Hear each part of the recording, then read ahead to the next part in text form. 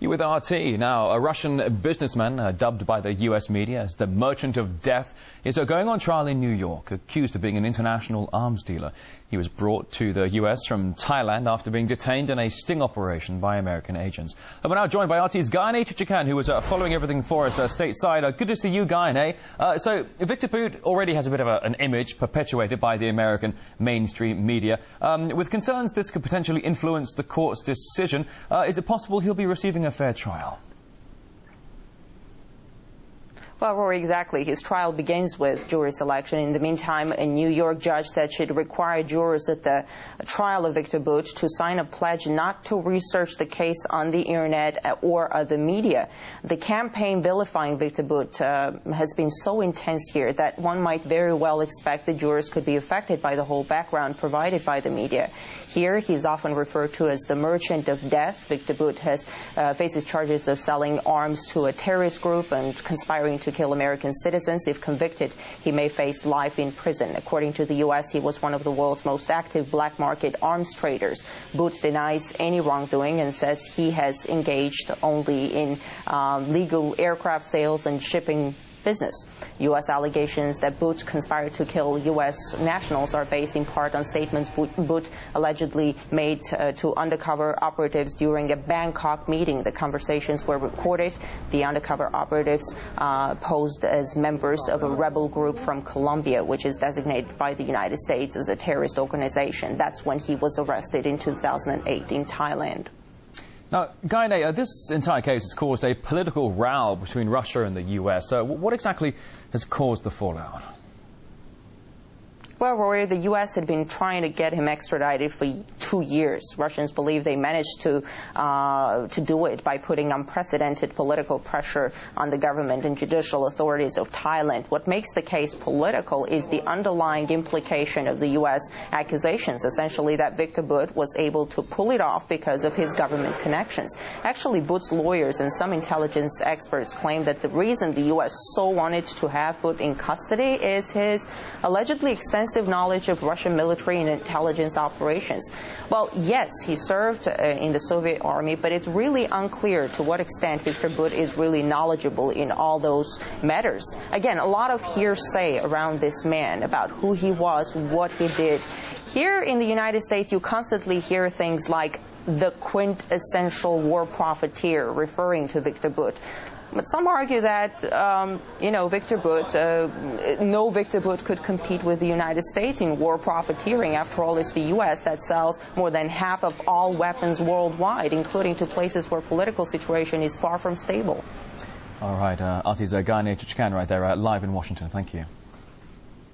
All right, let's get some more details now on the Victor Bout case and talk to an investigative journalist, namely Daniel Estulin, joining us on the program today. Mr. Estulin, thank you for coming on. You've dug up a lot of information on your website related to the case. What are some of the more controversial findings that you can tell us about? Well, good afternoon from Madrid. Well, basically, the United States government is going to have a very, very hard time proving that Victor Bout is guilty, and is going to have a very difficult time making the label of Merchant of Death stick in the court of law once the real attorneys and people working on Victor Bout's defense will take over. And I don't mean that's in a particular case because, as I said 2 years ago, I think Victor Bout's case, this one is being tried right now, is going to be lost, unfortunately, because he doesn't have the right people defending him. But once that case is lost, in the appeals case, he's definitely going to win the case because there's a tremendous amount of evidence, especially in the appeals court case in Thailand, which basically shows that Victor Bout is not a merchant of death. He had absolutely nothing to do with arms trade, and he certainly wasn't selling or trying to sell anything to the FARC terrorists, because had that been the case, the United States government would have found the missiles, the shoulder-to-air missiles, which Bout allegedly was selling, but the United States government had made absolutely no effort whatsoever to locate these weapons for one very simple reason. They're simply But if I may, you mentioned the U.S. government's role in here. There are some that say the whole case was drawn up against Bout by intelligence circles within the United States. I mean, if there's any credence to these allegations, what would be the motivation? Well, again, Bout is the pawn, as I said many, many times on Russia Today. The end game is Russia. If you can actually destroy Russia's credibility, if you can paint Russia in the same corner with Libya, with Iran, with Iraq, with Venezuela, Cuba, North Korea, you can basically destroy their credibility on the international stage. And this is exactly what is being done. This is a geopolitical game. Russia is the end game. Again, there are two powers in the world. There are China and Russia, as you just said a few minutes ago in the previous to our interview. But China is a military power. It's not it's an economic power. It's not a military power. And it's the Russian government, or the Russia as nation.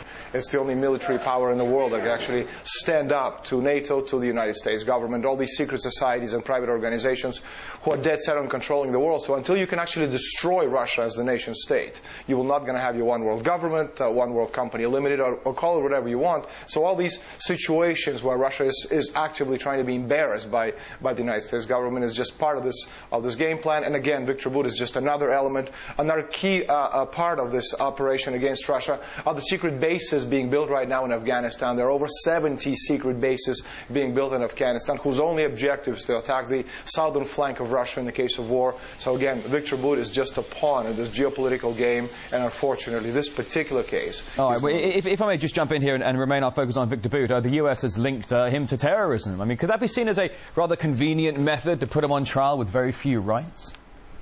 Well, you don't have to believe Victor Bout. You don't have to believe whether he is telling the truth or whether he's lying.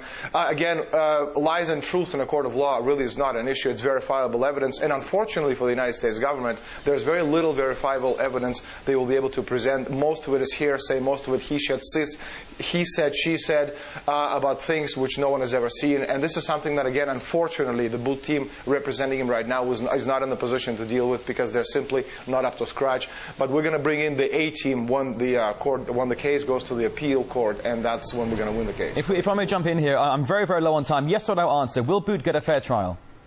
No, he's not going to get a fair trial. Obviously, he's not going to get a trial. He's in the United States. The evidence, how can Bout get a fair trial? Well, the United States government has done everything in their power to bring him to the United States after 2 years in Thailand, and now they put him up on trial in the United States, only to have Bout win and embarrass the United States. I don't think it's going to happen. Investigative journalist Daniel Istulin, thank you.